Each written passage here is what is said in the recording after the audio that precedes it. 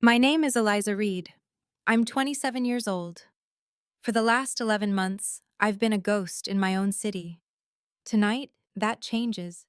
In 3 hours, I will walk into the penthouse suite of the Aura Grand Hotel, where my mother and my half-brother are hosting a black tie fundraiser to sell my grandfather's life's work out from under me. They think I'm broken. They think I have nothing left. They have no idea about the letter, the key, and the 2 a.m. phone call from a dead man. But let me start at the moment the floor fell out from under me. It wasn't a slow crumbling.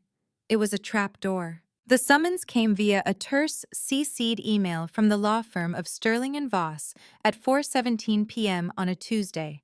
Asterisk. Immediate vacate. Notice and asset recovery, 1417 Skyline Boulevard, Penthouse 42, A asterisk. My fingers, still smelling of antiseptic from my 12-hour shift in the cardiac ICU at St. Augustine's Hospital, went numb on the keyboard. The body of the email was brutally efficient. It stated that pursuant to a forged power of attorney I had allegedly created, I had illegally transferred the title of my late grandfather's penthouse, my home since I was 6, to myself. Subsequent fraudulent transactions had depleted the associated trust fund of $1.85 million. The real power of attorney, held by my mother, Celia, and my half-brother, Damien, was now being enforced. I was to vacate the property within 72 hours. All my personal accounts, linked as they were to the trust, were frozen. I read it 4 times. The words swam: forgery, fraud, recovery, immediate. My phone rang. It was Damien. His voice was a study in calm condescension. Eliza, you've seen the email. Don't make this ugly. The doorman will have boxes for you. Just take your clothes and go. We're being generous with the 3 days. Damien, I didn't forge anything. I don't have a power of attorney. Grandpa left me the penthouse in his will. You know that. My voice sounded thin, reedy to my own ears. A soft, humorless chuckle. The new will, Eliza, supersedes that old document. The one you coerced him into signing when he was unwell. The one that's now being investigated. It's over. You lost. He paused, and I could hear the smirk. Maybe one of your nurse friends has a couch for you. The click echoed in the sterile silence of the hospital break room. My grandfather, Alistair Reed, wasn't just my guardian. He was my archive. My mother, his daughter, had been more interested in the freedom her trust fund provided than in motherhood. After my father, a man she never named, disappeared, she deposited me with Alistair and went to curate a life in Milan. Alistair, a retired history professor with eyes the color of a stormy sea, built me a world within the penthouse. Our ritual was Saturday morning in the library, a room that smelled of old paper, lemon oil, and the peppermint tea he always drank. He'd point to a globe from 1923. Pick a place, Lizabeth. I'd spin it and stop it with a finger. Wherever I landed, he'd have a story. Not from a textbook, but from someone he'd met, a letter he'd read, a artifact he'd held. He taught me that history wasn't about dates. It was about the fingerprints left on objects, the whispers in letters, the truth hidden in plain sight. The penthouse wasn't just a home. It was his curated museum. A pre-Columbian pottery shard here, a framed page from a medieval illuminated manuscript there, a signed first edition of For Whom the Bell Tolls on a stand. These aren't just things, Liza, he'd say, his hand warm on my shoulder. They're conversations with the past. Never let anyone silence them. The threat to this world had a name. Damien Reed, my half-brother, 12 years my senior.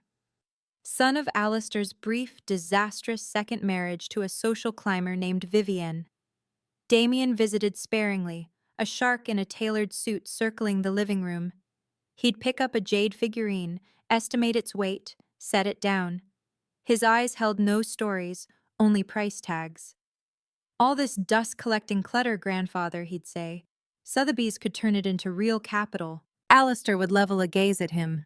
Some things have value beyond capital, Damien, a concept that continues to elude you. The last Saturday before he died, Alistair seemed weary. He didn't want a story from the globe. Instead, he held my hands in his skin parchment thin. Listen to me. The world has Damiens in it. People who see a beautiful, unique thing and their first instinct is to melt it down for the raw materials. They will come for my collection. For your home. His grip tightened. When they do, remember, I have left you a lantern in the dark. Look for the keeper of the last story. 2 weeks later, he was gone. A massive stroke in his sleep. The will read by his lawyer was simple. The penthouse, its contents, and the Alistair Reed Living History Trust, valued at approximately $2 million, were left to me, Eliza Reed. My mother, Celia, received a separate, substantial cash inheritance. Damien was left a $250,000 trust fund to be used for the establishment of a legitimate business venture.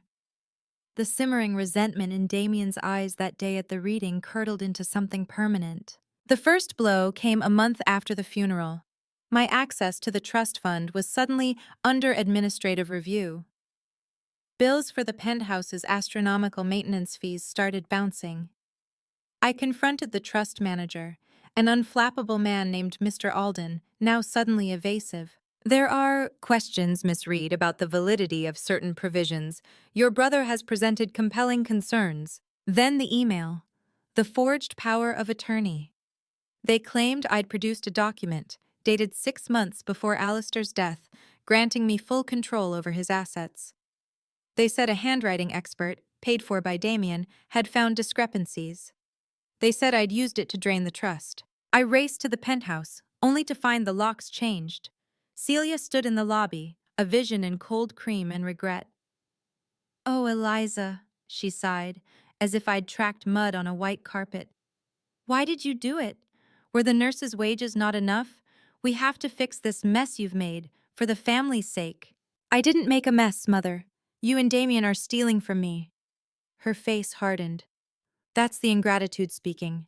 After everything your grandfather spoiled you with, Damien is saving this family's reputation.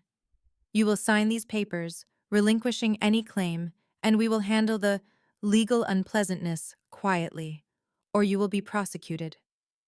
She leaned in, her perfume suffocating. "No hospital will employ a nurse convicted of fraud and forgery. You'll never work again." St. Augustine's administration called me in the next day. Pending investigation, I was placed on unpaid leave. The rumor, a toxic vapor, had already seeped through the halls. Eliza Reed, the heiress nurse, forged documents to steal from her dead grandfather. Sympathetic glances turned to wary avoidance. My closest friend on the ward, Sarah, pulled me aside, tears in her eyes. "I believe you, but HR said we can't be seen socializing. It's a liability." I was unmoored. The penthouse was my anchor, my sanctuary. With it gone, I was adrift. My savings were locked. I sold my car, a modest Honda Civic, for cash. I rented a microscopic studio in a building that hummed with discontent and stale cooking smells in a neighborhood far from Skyline Boulevard. I existed on protein bars and terrible coffee. The final grotesque twist was a generous offer from Damien, delivered via his lawyer. They would drop the criminal charges if I signed a fake lease agreement stating I was merely a tenant in the penthouse with all back rent now due, payable by surrendering any claim to the remaining artifacts in the collection. They wanted me to legitimize their theft with my own signature. I refused. The next day, a tabloid-style article appeared in the city's Business Digest. "Tarnished heiress, nurse accused of fleecing family fortune." It featured a grainy photo of me leaving the hospital. My professional life was ash. I got a job. Not in a gleaming hospital, but at the Nightingale, a gritty, understaffed 24-hour diner off the interstate. My uniform was a stained apron. My skills were used not to titrate life-saving medications, but to pour endless cups of coffee for truckers and insomniacs. My manager, Gus, a bear of a man with a tattoo of a weeping Madonna on his forearm, never asked questions. He saw the shadows under my eyes, the way I flinched at loud noises, and simply said, "The graveyard shift is yours if you want it. Tips are crap, but no one bothers you much." It was a crushing physical exhaustion different from nursing. My feet ached, my hands smelled of grease instead of iodine, and the fluorescent lights buzzed a dirge. But there was a perverse clarity to it. No hidden agendas, just hungry people and dirty plates. Damien found me anyway. He'd send screenshots of the penthouse listing, now being marketed as a blank canvas for elite living, or photos of his black Amex captioned, "Lunch at Jean-Georges. Shame you can't join." I never replied. I saved everyone. It happened on a rainy Thursday morning. I was wiping down a booth, sleep-deprived and frayed. The bell on the door jingled. Damien walked in, dressed in a cashmere overcoat worth more than my yearly rent. He surveyed the diner with theatrical distaste, drawing every eye in the place. He sauntered up to the counter where I stood frozen. In a voice clear and carrying, he said, "Eliza, still slinging hash? I suppose it's a step up from slinging forged documents." He tossed a $50 bill on the counter. "Here, for your honest work. Might buy you a decent lawyer. Oh, wait, you'd need more than one, wouldn't you?" The diner was silent. Gus stepped out from the kitchen, his face like thunder. I felt the heat of a dozen stares. My heart hammered against my ribs. I looked at Damien, at his smug, triumphant face, and something vital in me didn't just break, it crystallized. The fear hardened into a cold, sharp diamond of resolve. I picked up the $50 bill slowly. I walked to the charity jar for the local children's hospital, a jar I contributed to from my meager tips. I slid the bill inside. I looked back at him and said nothing, not a word. His smirk faltered, just for a second, replaced by confusion, then irritation. He'd come for a spectacle, for tears, for a fight. My silence was a weapon he didn't understand. He turned and left, the door jingling behind him. Gus came over. "You want me to ban him?" "No," I said, my voice surprisingly steady. "Let him come, he's just showing me his hand." That night, in my dingy studio, I finally broke down. I was so tired of being strong. I reached for the only thing I'd smuggled out of the penthouse in a tote bag the day of the eviction, my grandfather's old leather-bound atlas. It was a comfort object, a remnant of our Saturdays. As I hugged it to my chest, a stiff corner of paper poked my chin. Frowning, I opened the atlas to the very back cover. Tucked inside the leather lining, where the end paper had slightly peeled away, was a sealed envelope. My name was written on it in Alistair's unmistakable, elegant script. With trembling hands, I tore it open. It was not a long letter. "My dearest Liza Bet, if you are reading this, the vultures have begun to circle. Do not be afraid. I knew my daughter's avarice and my grandson's rapaciousness long before you did. A man who collects history learns to recognize the patterns of plunder. The penthouse and its contents are legally yours. The will is ironclad. But they will try other means, lies, pressure, fraud. They may even succeed temporarily. Remember my last words to you. Look for the keeper of the last story. Go to the Crosswind Storage Facility, Unit 117. The code is your birthday, backward. Inside, you will find your lantern. With all my love, always, Grandfather." The letter was dated 1 week before his death.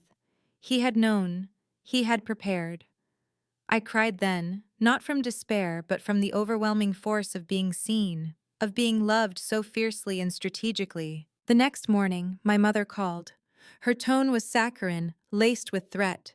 "Eliza, darling, this has gone on long enough. Damien is finalizing a buyer for the collection, a private consortium from Dubai. They're paying $4.2 million for the lot. It's a magnificent deal. Sign the lease agreement, admit you were confused, and we'll give you $100,000 to start over somewhere new. Fresno, perhaps. If you don't—" She let the silence hang. "The DA is very interested in the forgery case. Nurse licensure boards take such things very seriously. They weren't just stealing my past, they were trying to auction my future. My $1.85 million trust, plus a $4.2 million collection. They were walking away with over $6 million of Alistair's legacy, leaving me with a felony record and a pittance." "I'll think about it," I lied, my voice flat. "Think quickly. The gala fundraiser at the Aura Grande is in 2 weeks. We're announcing the sale then. Be smart, Eliza. For once, at the Nightingale, a regular named Lou, a grizzled former long-haul driver, overheard me on a hushed call with a pro bono legal aid hotline, who told me my case was complicated. As I refilled his coffee, he slid a business card across the formica. "Girl, you got a storm in your eyes. My niece runs this place." The card read, "Aurora Home Health and Hospice, serving with dignity." It was based in Cedar Ridge, a small town 3 hours north. "They're always desperate for good nurses," Lou grunted. "Real ones, not the paper pushers." It was a lifeline, frayed but real. I applied online, citing a need for a change of scenery. To my shock, I got a phone interview and then an in-person offer. It meant leaving the city, my few remaining friends, the scene of the crime, but also my last connection to Alistair. I told no one. I gave Gus my notice. On my last night, Damien's lawyer called. "Your mother informs us you are considering our offer. The gala is tomorrow night. We will have the documents ready for you to sign. Be there at 8 p.m. It's your last chance for a clean exit." "I'll be there," I said. And this time I wasn't lying. I drove to the Crosswinds storage facility the morning of the gala. It was a nondescript place on the industrial edge of the city. With a heart thudding against my ribs, I entered the code, 27101995. Unit 117 was not a small locker. It was a 10 by 15 climate-controlled room. Inside, illuminated by a single bare bulb, was not a pile of boxes, but a carefully arranged space. On a library table sat a sealed, legal-sized envelope labeled, "For Eliza, to be opened when the battle is joined." Next to it was a simple black ring box. But the most astonishing sight was the woman sitting in a folding chair beside the table, as if waiting. She was in her late 60s, with intelligent eyes and a severe, elegant haircut. Ms. Eleanor Vance, Alistair's personal attorney of 40 years, the lawyer who had read the will, the lawyer who had gone mysteriously on an extended sabbatical to New Zealand shortly after his death, according to Damien. "Miss Reed," she said, standing, "your grandfather said you would come. He said you were the only one who would think to look in the atlas." "Miss Vance, he said to find the keeper of the last story." "That's me," she nodded. "And I have been holding it for you. He orchestrated my disappearance to protect what I carry from your family's interference." She gestured to the envelope in the box. "The lantern." I opened the envelope first. It contained 2 documents and a handwritten letter. The letter from Alistair was direct. "Lizabeth, by now Eleanor has filled you in." Celia and Damien's characters were a known quantity. Their motive was an investment firm Damien secretly co-owns, Midas Equity. It has bled $3 million dry through a series of catastrophic, leveraged bets on cryptocurrency and failed tech startups. They are functionally bankrupt. My assets are their only lifeline. Their method will be fraud. They will create a fake document, a will, a power of attorney, a contract, to disinherit you. Enclosed is Document 1, a notarized and video-recorded psychiatric evaluation from Dr. Anya Sharma, dated 1 month before my death, stating, "I am of perfectly sound mind and under no duress." It specifically mentions my concerns about familial pressure regarding my estate. Document 2, the original executed power of attorney. It was granted not to you, nor to Celia, but to Eleanor Vance exclusively. It is the only valid one. Any other is a forgery. In the box is a USB drive. It contains 18 months of encrypted security footage from the penthouse, synced to a cloud server Eleanor controls. It shows every visit from Damien and Celia. It has audio. You will hear them planning. You will hear them discuss forging my signature. You will hear them joke about the gullible nurse. The law is on your side, Liza, but truth is your weapon. Use it in a room full of light. Light the lantern. Alistair. I opened the ring box. Inside was not a ring, but a small, sleek USB drive. I looked at Eleanor, tears streaming down my face. He bugged his own home? He was a historian, Eleanor said softly. He understood that the most important evidence is often primary source documentation. He knew they would speak freely if they thought he was just a doddering old man napping in his study. The footage is time-stamped, crystal clear, and damning. I have already filed the legitimate power of attorney with the probate court this morning, invalidating all their claims. The trust is unfrozen. The eviction is null and void. The gala. They're announcing the sale tonight. Eleanor's smile was thin and sharp. Then we shouldn't be late. I've taken the liberty of having a dress sent to your apartment. Alistair's final instruction was clear. She is to face them not as a victim, but as the heir.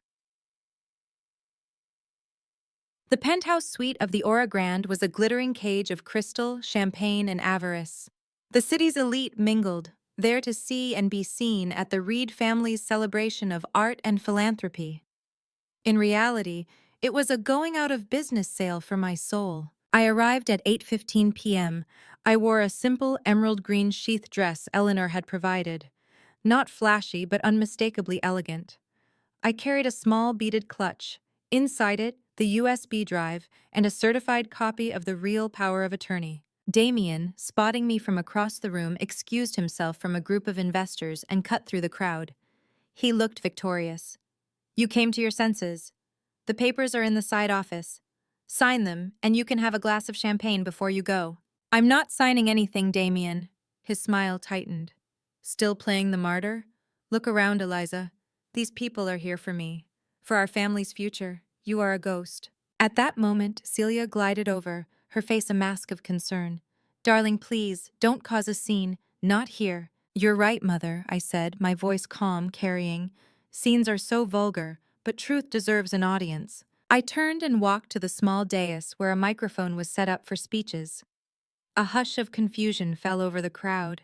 Damien moved to stop me, but Eleanor Vance materialized beside him, a hand on his arm, her words in his ear freezing him in place. I tapped the mic.